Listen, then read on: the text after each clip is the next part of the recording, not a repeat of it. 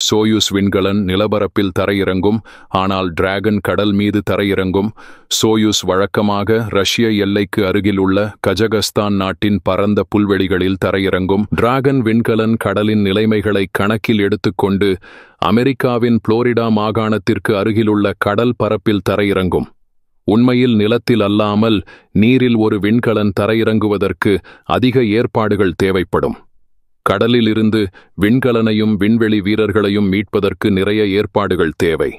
தண்ணீரில் விண்கலன் எங்கு தரையிறங்கும் என்று கணிக்கப்படுகிறதோ அதற்கு அருகில் படகுகளில் மீட்புக் குழுவினர் தயார் நிலையில் இருக்க வேண்டும்.